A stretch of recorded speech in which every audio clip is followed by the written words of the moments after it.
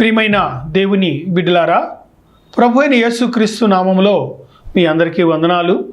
మరి ప్రియమైన వారులారా, ప్రార్థనా ఛానల్లో వింటున్న ప్రతి తండ్రికి, ప్రతి తల్లికి ప్రభు అయిన యేసుక్రీస్తు నామములో వందనాలు చెల్లించుకుంటూ, వాక్యం వినే ప్రతి వారు కూడా మనస్సు పెట్టి ఆలోచించాల్సిందిగా కోరుచున్నాను. 4వ భాగాన్ని మనము జక్కయ్య గురించి మాట్లాడుకుంటున్నాం. ఈ 4వ భాగాన్ని చక్కగా మీరు విని నా ఫోన్ నెంబర్కి ఫోన్ చేస్తారని ఆశపడుతున్నాను. ప్రార్థన చేసుకుందాం. మహోన్నతుడా, ప్రేమ కనికరం కలిగిన దేవా, నీకే వందనాలు, స్తుతులు, స్తోత్రాలు ప్రభువా. ఈ 4వ భాగాన్ని మీరే మాట్లాడి మహిమ, ఘనత, ప్రభావం పొందుకోమని, నేను మనిషిని, పాపిని అయ్యా, మనుషుల వల్ల ఏమాత్రము కాదు. కృపను బట్టి, నీ వాత్సల్యతను బట్టి, నీ ప్రేమను బట్టి పరిశుద్ధాత్ముడా, నిన్ను నువ్వే మహిమ, ఘనత, ప్రభావం పొందుకోండి. నేను మనిషిని, మట్టివాడిని, నా వల్ల కాదు. వాక్యం నువ్వు బోధించి నీ నామానికి నువ్వే మహిమ, ఘనత, ప్రభావం పొందుకోమని నా ప్రభుని ప్రియ కుమారుడైన నజరేతులో పుట్టిన ప్రభు అయిన యేసు నామములో అడుగుతున్నాము తండ్రి, ఆమేన్.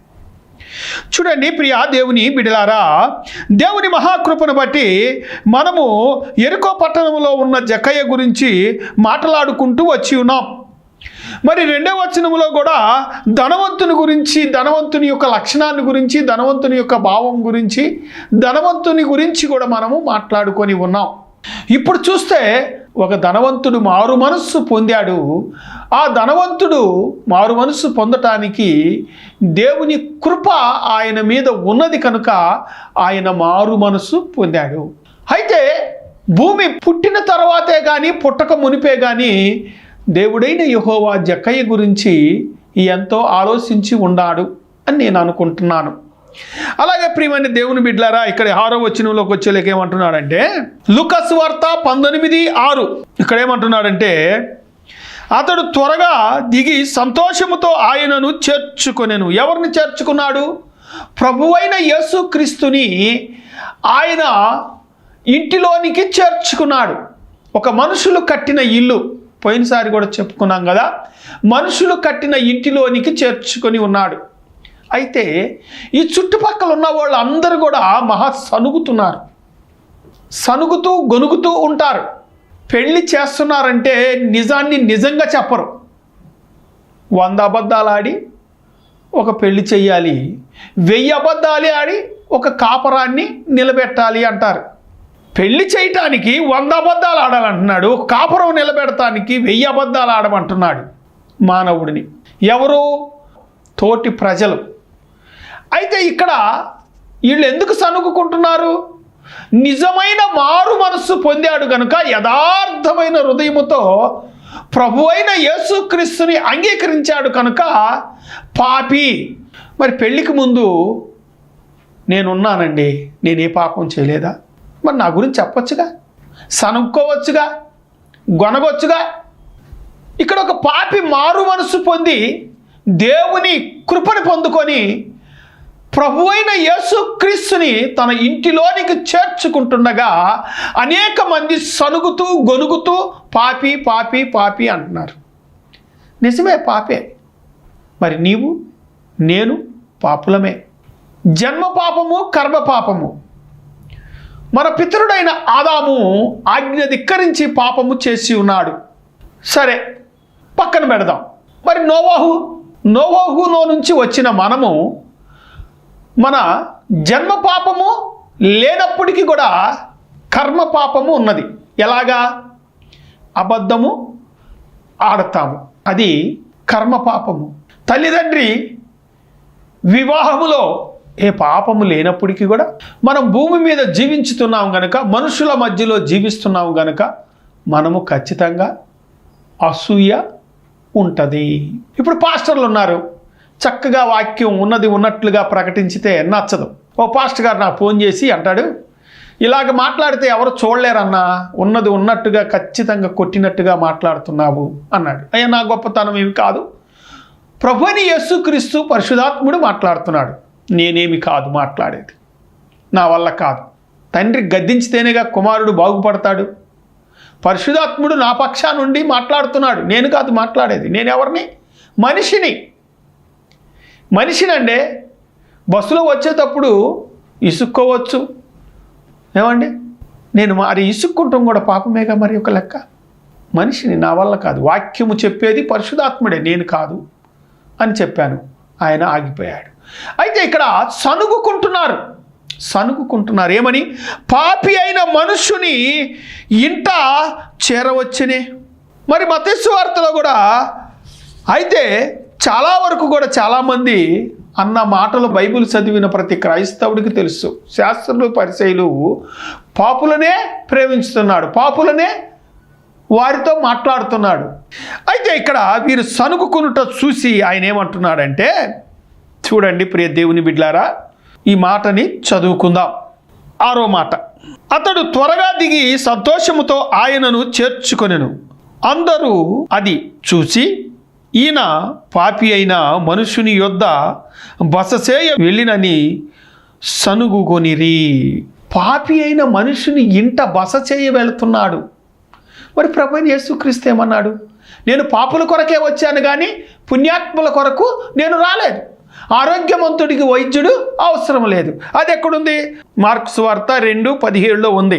యేసు ఆ మాట విని, రోగులకే గాని ఆరోగ్యవంతునికి వైద్యుడు అక్కరలేదు, పాపులనే పిలువవచ్చి తిని. పాపులను పిలవటానికి వచ్చాడు, పాపులను పిలుస్తానికే వచ్చాడు కానీ పుణ్యాత్ములను, నీతిమంతులను పిలవటానికి రాలేదు. ఎందుకని? పాపి రక్షణ పొందాలి. ఈ మాట కూడా పదే చెప్తున్నాను, ఎందుకంటే రక్షణ పొందాలి. ఒక దైవజనుడు 23 సంవత్సరాలు ప్రేమ గురించి మాట్లాడాడంట. ఏ వాక్యం ప్రకటిద్దామన్నా ప్రేమ గురించే చెప్పేవాడంట ఎక్కువ. దేవుని ప్రేమ, మనుషుల ప్రేమ గురించి. అలాగనే ఆయన చనిపోతూ ఒక మాట అన్నాడు. ఏమన్నాడంటే, నేను ఎవరిని కూడా ప్రేమించలేకపోయాను అన్నాడు. ప్రియమైన వారులారా, ప్రభువైన యేసుక్రీస్తు ఎందుకు వచ్చాడు ఈ భూమి మీదకి? అసలు ప్రతి వారిని పరలోక రాజ్యానికి వారసులను చేయటానికి, ఆ పరలోక రాజ్యములో అనేక మంది ఆయనను సంతోషపరచటానికి, ఆయన కుమారులుగా దత్తతకి తీసుకోవటానికి వచ్చాడు. మరి మనమైతే సనుగుతూ గొనుగుతూ ఉంటాం. అబ్బో, నిన్నటిదాకా ఇష్టం వచ్చినట్టు తిరిగాడు, ఇప్పుడు బైబిల్ పట్టుకొని చర్చిలోకి వస్తున్నాడు. తనను ఎంకరేజ్ చేసి, అయ్యా పాపానికి దూరంగా ఉండు, ప్రార్థన చేయి, 3 పూట్ల ప్రార్థన చేయి, చిన్న శ్రమలు వస్తాయి, వాటికి భయపడవద్దు, మనం చిన్న పనులకు వెళ్తాం, బ్రతుకు తెరువుకి వెళ్ళినప్పుడు మరి దెబ్బలు తగులుతాయి, బస్సు కోసం నిలబడతాం, బస్సు ఫుల్ అయిపోతూ ఉంటుంది అని మనం చెప్పాలి. హేళన చేసి, ఎగతాళి చేసి మాటలాడితే అతను దేవునిలో నుంచి జారిపోయే గుణము ఉన్నది. అతన్ని నీవు బలపరిచే మనసు నీకు ఉంటే, అయ్యా నేను కూడా ఒకప్పుడు పాపినే, దేవునిలోనికి నిదానంగా వచ్చాను, వాక్యము నా హృదయంలో హత్తుకుంది, ఆ వాక్యం ద్వారా నేను మారు మనసు పొందాను, బాప్టిజం తీసుకున్నాను. అయినప్పటికీ చిన్న శ్రమలు, ఇబ్బందులు, ఇరుకులు వచ్చినప్పటికీ కూడా దేవుడు నన్ను వదిలిపెట్టలేదు, నేను దేవుణ్ణి వదిలిపెట్టలేదు, నేను చక్కగా దేవునిలో ఉన్నాను, నన్ను దేవుడు దీవించాడు అని నీవు ఎప్పుడైతే నీ సాక్ష్యముని ఆ కుమారుడికి నువ్వు చెప్పి అతన్ని నిలబెడతావో నీకు ఆశీర్వాదం. అంతేగాని తన గురించి సనుగుతూ గొనుగుతూ అతని గురించి హేళనగా ఎగతాళిగా మాట్లాడిన ఎడల దేవునిలో నీవు ఉండని వాడివి. నీవు దేవునిలో ఉంటే ఆ ప్రేమను ప్రజలకు పంచిపెట్టి వారికి నీ సాక్ష్యమును చెప్పి వారితో నీవు మాట్లాడతావు, వారిని స్థిరపరుస్తానికి చూస్తావు, వారిని బలపరుస్తానికి చూస్తావు. నేనున్నానండి, నాకు ఎన్నో శ్రమలు వచ్చినాయి, ఎన్నో అవమానాలు పడ్డాను, ఎన్నెన్నో నిందలు, ఎన్నెన్నో అవమానాలు, ఘోరమైన అబద్ధాలు. మరి దేవుని పని చేసేవాడికి అనేకమైన నిందలు, అనేకమైన శ్రమలు, అనేకమైన మాటలు వస్తుంటాయి. ప్రార్థన చేస్తే సాతాను గారు బయటికి రాగాలకు ఏదో ఒక గొడవ పెడతాడు, చిన్నది. అట్లాంటివి వస్తూ ఉంటాయి, అవి పోతూ ఉంటాయి. గాలి వచ్చిద్ది, గాలి వచ్చినంత మాత్రాన చెట్టు పడిపోదు కదా. మరి విశ్వాసం అనే చెట్టుని నీవు స్థిరపరచుకొని ఉంచుకోవాలి. స్థిరపరచడానికి కూడా తోటి విశ్వాసులు సహాయము చేయాలి. ప్రియమైన వారులారా, ఇంకొక వాక్యముని మనం చూసుకుందాం. చూడండి, మత్తయి సువార్త 7:5. వీళ్ళు అన్న మాటలకి ఇక్కడ వాక్యం ద్వారా మాట్లాడాల్సి వచ్చింది. ప్రభువైన యేసుక్రీస్తు వేషధారి నీ కంటిలో ఉన్న నలుసుని తీసివేసుకొని, నీ కంటిలో ఉన్న నలుసుని తీసివేసుకోవాలి. ఎదటివాడి కంటిలో దూలం ఉన్నదని నువ్వు చూపిస్తున్నావు, కానీ ఎదటివాడి కంటిలో దూలము లేదు. మంచోడు కాదు అని నేను చెప్తున్నాను, మరి నా కుమారుడు మంచివాడేనా? నా కుమార్తె మంచిదేనా? నా భార్య మంచిదేనా? మరి నా ఇరుగు పొరుగు వారిని గురించి నేను మాట్లాడటానికి నేను సరిపోతానా? నా ప్రవర్తన మంచి ప్రవర్తనేనా అని నేను ఆలోచించాలి. ముందు నా కుటుంబంలో నేను సరిచేసుకోవాలి. నేను ఎదటివాడి కుటుంబం గురించి వాడు మంచోడు కాదు, వీడు మంచోడు కాదు అని చెప్పినప్పుడు ఏమాత్రం కూడా అది దేవునికి సమానుష్యమైనది కాదు. నిజమైన విశ్వాసి, భయముతో భక్తితో కలిగిన పరిశుద్ధాత్మని పొందుకున్న నీవు ఎదటివాడి మీద అబద్ధము సాక్ష్యము చెప్పవు. ఏమంటా? నాదే సరిలేదయ్యా, నేను ఒకరికి చెప్పాలా అంటాడు. చూడండి ప్రియ దేవుని బిడ్డలారా, మా తాతగారి దగ్గరికి ఒక పెద్ద మనిషి వచ్చాడు. నాకు బాగా ఊహ ఉంది.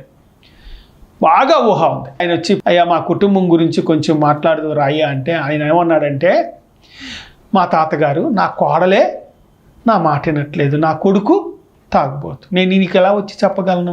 ముందు నా ఇల్లు నేను చూసుకోవాలి అనేసి ఆ మాటకి నాకు అర్థం కాలేదు. చానాళ్ళకి అర్థం కాలేదు. వయసు వచ్చినాక, పెళ్ళి అయినాక ఇదిగో ఇప్పుడిప్పుడు అర్థం అవుతుంది.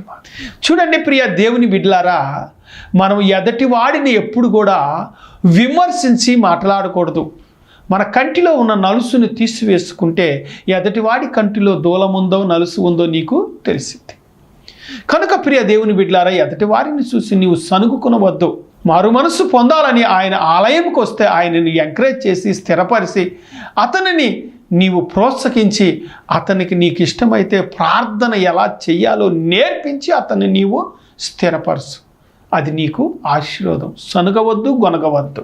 నిత్య రాజ్యానికి నీవు అతనికి ఒక మార్గదర్శిగా ఉంటావు. కనుక ప్రియ దేవుని బిడ్డలారా, నిత్యము కూడా నీవు ఎలా ఉంటున్నావు దానిని మనము పరిశీలించుకోవాలి. మరి పోయినసారి కూడా మనము పేదల గురించి మాట్లాడుకున్నాం.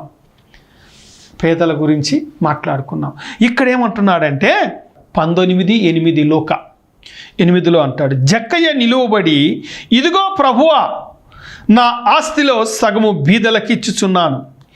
నేను ఎవని యొద్ద నైనను అన్యాయముగా దేనినైనను తీసుకొని ఎడల అతనికి 4 గంతలుగా మరలా చెల్లించుదనని ప్రభువుతో చెప్పాను. ప్రభుతో చెప్తున్నాడు ఏమని? అయ్యా, నేను అన్యాయంగా అక్రమంగా సంపాదించాను కనుక నేను పేదలకు ఇచ్చేస్తున్నా. లేదు, ఇంకా ఎవరి దగ్గర అన్యాయంగా నేను లాక్కున్న ఎడల వారికి నేను 4 గంతలు ఇస్తాను. ఎంత గొప్ప మాట అండి, ఎంత గొప్ప మారు మనస్సు. ప్రియ క్రైస్తవుడా, ఆలయముకి వెళ్ళి ఆలయంలో ప్రార్థన చేసి పరిశుద్ధ గ్రంథాన్ని తీసుకొచ్చి అలమరలో పెట్టేస్తున్న క్రైస్తవుడా, నీవు ఎవరికైనా నువ్వు హృదయపూర్తిగా దానము చేశావా? ఈ లోకములో ధనము దొంగలు కొడతారు, పెట్టెలో పెడితే సిమెట్లు కొడతాయి. పరలోక రాజ్యములో నీవు ధనముని సమకూర్చుకున్నావా? ఒక పేద ఎదవరాలు దేవునికి కానుక వేసి ఆమె పరలోక రాజ్యములో ధనముని చేకూర్చుకుంది కదండి. అది అందరికీ తెలుసు, ప్రతి క్రైస్తవుడికి. మరి నీ ధనము ఎక్కడ ఉండునో నీ మనస్సు అక్కడ ఉండును. పేదలకు దానం చేస్తున్నావా? పేదలంటేనే గిట్టట్లేదా? అందుకని ఒక మాట అంటాడు కదా ప్రభువైన యేసు క్రీస్తు వారు, ఒక మాట అంటాడు, నీ మనస్సు ధనము మీద ఉంటే నీవు దేవునిలో ఉండలేవు. మోషేతో దేవుడైన యెహోవా ఒక మాట చెప్తాడు. ఏమని చెప్తాడంటే, మోషే, ఇశ్రాయేలీయుల ప్రజలు 40 సంవత్సరాలు బానిసలుగా ఉన్నారు గనుక ఇప్పుడు పాలు తేనెలు ప్రవశించే దేశానికి వెళుతున్నారు. వీరిని దేవుడైన యెహోవా అనగా నేను దీవించాను. మరి వీరు ఇక్కడ జరిగిన సంగతి అంతా కూడా మర్చిపోక వారి వారి పిల్లలకి చెప్పి వారికి ధనమున్నదని గర్వము రాకుండా నేర్పించు అని దాని అర్థం. ఈ రోజుల్లో కొద్దిగా డబ్బు రాగానే చాలా ఎదటివాడిని చిన్న చూపుగాను, హేళనగాను, ఎగతాళిగాను మాట్లాడుతుంటారు. మరి ఒకప్పుడు నువ్వు బ్రతికిన బ్రతుకుని మర్చిపోతే ఎలాగా? అది ఎంత తప్పు. దేవుడు నిన్ను దీవించాడు, నీకు ఇచ్చాడు. నేను మొదటిలో ఎలా ఉన్నాను అనేది నేను మర్చిపోకూడదు. నేను మర్చిపోయిన ఎడల దేవునికి అవమానమే కానీ ఘనత కానే కాదు. ఈ రోజుల్లో పుల్పిట్ దగ్గరికి డబ్బు ఉంటే చాలు, ఎటువంటి ప్రవర్తన కలిగిన వాడినైనా పుల్పిట్ ఎక్కిస్తున్నారు, పుల్పిట్కి దగ్గరికి కూర్చోబెట్టి ఉంటున్నారు.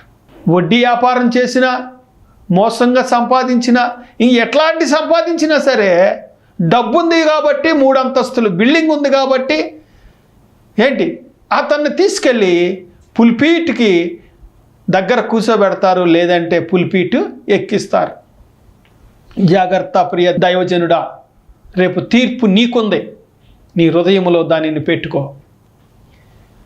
ధనముందని, అన్యాయపు అక్రమైన సంపాదన ఉన్నదని అతనిని నువ్వు గౌరవించుతున్నావేమో. దేవుని దృష్టిలో అది పాపము. జాగ్రత్త. దేవునికి అది ఏమాత్రము కూడా ప్రేమ కలిగింది, ప్రీతి కలిగినది, ఆశీర్వాదం కలిగినది కాదు. జాగ్రత్త. ప్రవర్తన, సంపాదన ఖచ్చితముగా వాక్యము ప్రకారంగా ఒక్క భాగమైనను తనలో ఉన్న ఎడల తనకు నీవు గౌరవే. డబ్బుందని గౌరవించి, డబ్బుందని పులిపీటి ఎక్కిస్తే నువ్వు శాపగ్రస్తుడు అవుతావు. ఆలోచించుకో. ఇది నా మాట కాదు, పరిశుద్ధాత్ముడు చెప్తున్న మాట. నేను 5వ క్లాస్ చదివాను, 9వ క్లాస్ సర్టిఫికెట్ ఉంది. ప్రియమైన వారలారా, జ్ఞాపకం చేసుకోండి. నేను చెప్పాలని రాసుకొని ఎన్నో వచ్చాను, కానీ ఇక్కడ నడిపింపు వేరే విధముగా ఉన్నది. ఆలోచించుకోండి. కనుక ప్రియ దేవుని బిడ్డలారా, నిత్యము కూడా నీవు పేదలకు ఏదైనాను నీకన్నా తక్కువ వారికి సహాయము చేయటం నేర్చుకో. ఇదిగో ప్రభువా, నేను అన్యాయంగా సంపాదించింది పేదలకు ఇచ్చివేస్తాను. ఎంత చక్కని మాట అండి. నువ్వు ఇస్తున్నావా పేదలకి? జ్ఞాపకం చేసుకో. అది నీ హృదయములో ఉంచుకో. ఇక్కడేమంటున్నాడు? మత్తయి సువార్త 19:21. అందుకు యేసు, నీవు పరిపూర్ణుని అగునట్లు కోరిన ఎడల పోయి నీ ఆస్తి అమ్మి బీదలకిచ్చి అప్పుడు పరలోక రాజ్యమందు నీకు ధనము కలుగును. ఎవరికి కలుగుద్ది? పరలోక రాజ్యములో నీకు ధనము కావాలి అంటే ఎందుకంటున్నాడు? కొత్త భూమి, కొత్త ఆకాశము ఖచ్చితంగా ఉంది. నిన్ను నన్ను పరిపాలన చేయటానికి నీవు నేను అబ్రహాము కుమారులం అయితే ఆయన ఆశీర్వదింపబడిన నీ కొరకు నా కొరకు గొర్రె పిల్లగా మరణించిన ప్రభువైన యేసు క్రీస్తు రారాజుగా వచ్చి ఆయన కొత్త ఆకాశము, కొత్త భూమి, ఆ రాజ్యములో పరిపాలన చేస్తాడు. కనుక ఆ పరిపాలన కలిగిన రాజ్యాన్ములో నీవు ఒక వ్యక్తిగా ఉంటావు. కనుక ఆ వ్యక్తిగా ఉన్నప్పుడు ఆ రాజ్యములో నీ ధనముని నీకు మళ్ళీ బ్యాంకులో వాడు ఎలాగ నీ తిరిగి ధనముని నీకు ఇస్తాడో, నీ ధనముని నీవు దాన ధర్మాలు చేసి పుణ్యము చేసి సంపాదించుకున్న ప్రతి ఆస్తిని నీకు అక్కడ ఇస్తాడు. అప్పుడు నీవు ఆ రాజ్యములో ఖర్చు పెట్టుకొనవచ్చు. ఇక్కడ ఉండి నువ్వు బ్యాంకులో దాచుకుంటావు.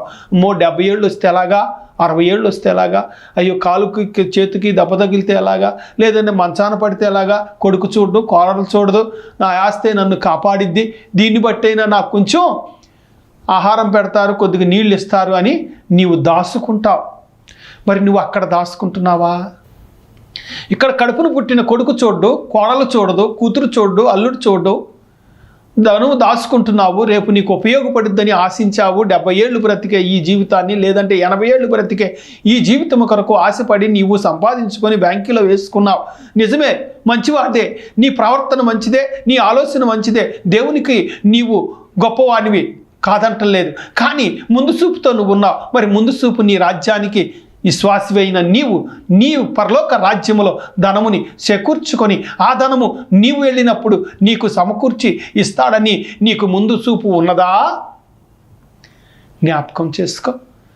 ఈ లోకంలో 70 ఏళ్ళు వచ్చి ముసలాండ అయితే నన్ను చూసేవాళ్ళు లేరని డబ్బు దాచుకుంటున్నావే, బ్యాంకీలో కూడబెట్టుకుంటున్నావే, మరి దాన ధర్మాలు చేసి ప్రియ విశ్వాసి నీవు దేవుని రాజ్యంలో నీవు ధనముని ఎందుకని చేకూర్చుకోలేకపోతున్నావు?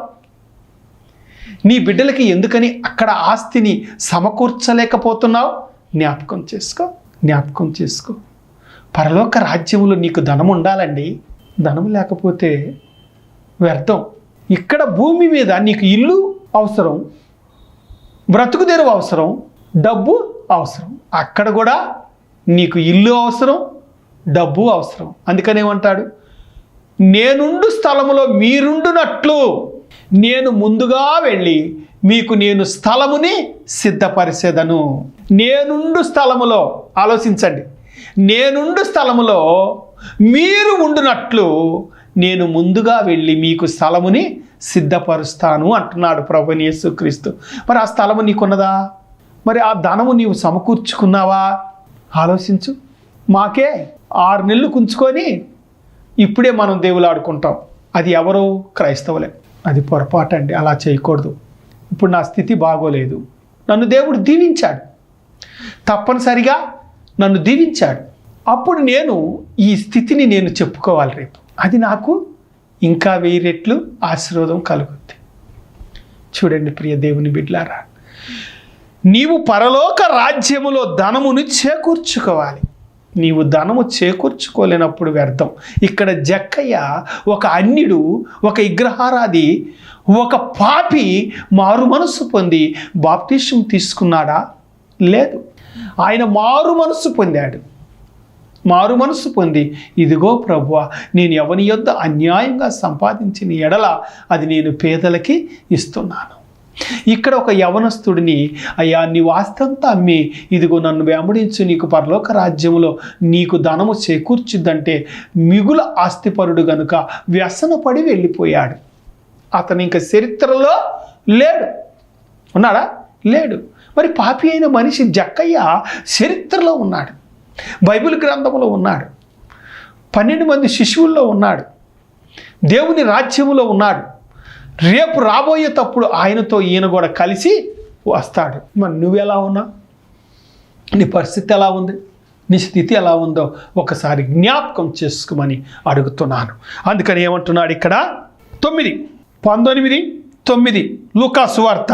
అందుకు యేసు, ఇతడును అబ్రహాము కుమారుడే, ఏలయనగా నేడు ఈ ఇంటికి రక్షణ వచ్చి ఉన్నది. నేడు ఈ ఇంటికి రక్షణ వచ్చి ఉన్నది అని ఖచ్చితంగా చెప్తున్నాడు. మరి నీ హృదయం అనే ఇంటికి రక్షణ వచ్చిందా?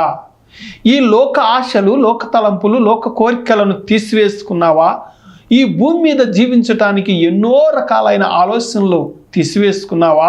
దేవుని రాజ్యంలో వారసుడివి నువ్వు అవుతున్నావా? జ్ఞాపకం చేసుకోండి. అందుకని మనము చూడండి ప్రియ దేవుని బిడ్డలారా, నిత్యము కూడా మనము దేవునితో ఉన్నామా లేదా అనేసి మనము చూసుకోవాలి. ఇక్కడ అబ్రహాము కుమారుడు అన్నాడు కనుక అబ్రహాము కుమారుడు గురించి మనం మాట్లాడుకుందాం. అయ్యా, ఇస్మాయేలు ఫస్ట్ ఆగర్కి కుమారుడు. ఇస్మాయేలు ఫస్ట్ ఆగర్కి కుమారుడు. అబ్రహాము వల్ల ఆగర్ గర్భవతి అయి కుమారుని కనికి అతనికి ఇస్మాయేల్ అని పేరు పెట్టింది. ఇస్మాయేలు అబ్రహాము కుమారుడు అవుతాడా?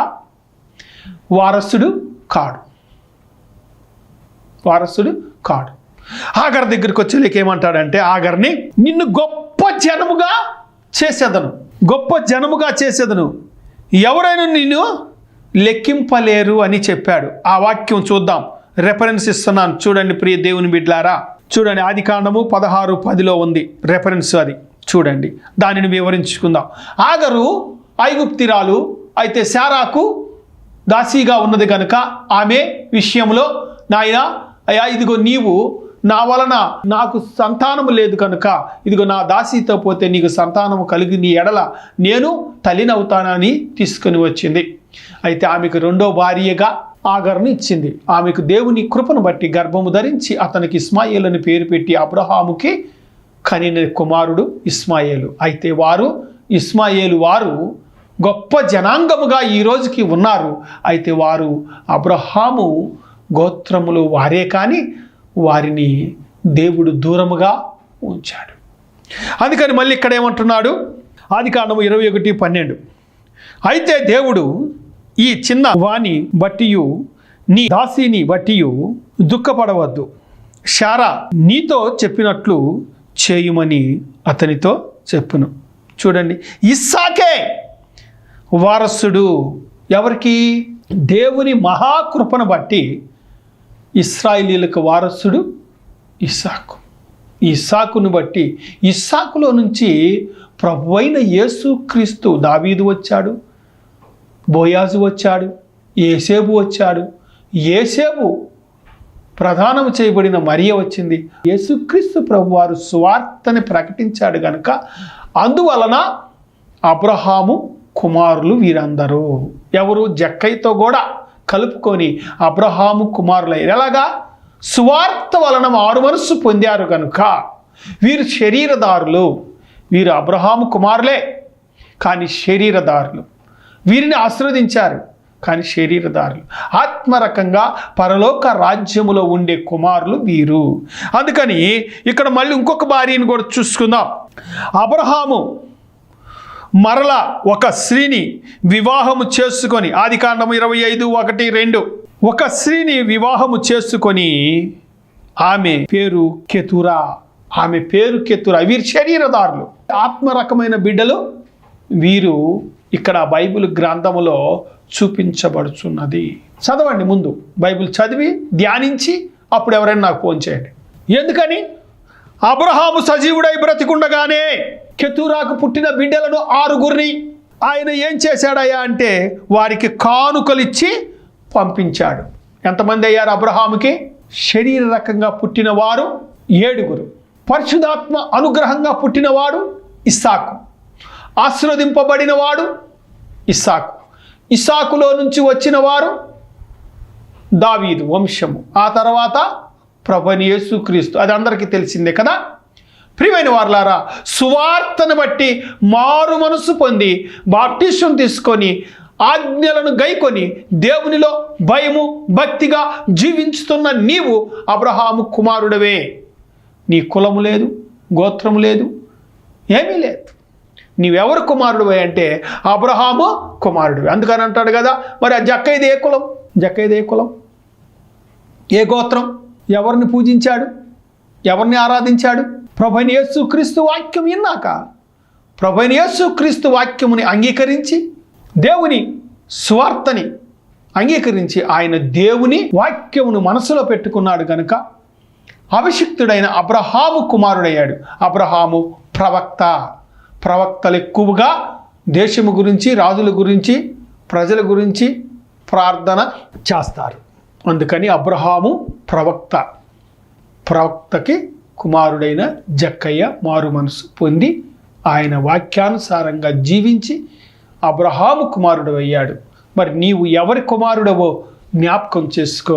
మరి దేవుని చిత్తమైతే మరొక అధ్యాయంలో వేరొకరి గురించి మనం మాట్లాడుకుందాం. ప్రభువైన యేసుక్రీస్తు నామములో 4 భాగములు జక్కయ్య గురించి మాట్లాడుకొని ఉన్నాం కనుక మరొక అంశంలో మళ్ళీ మీ ముందుకు వస్తానని కోరుచు నా కొరకు ప్రార్థన తప్పక చేయండి.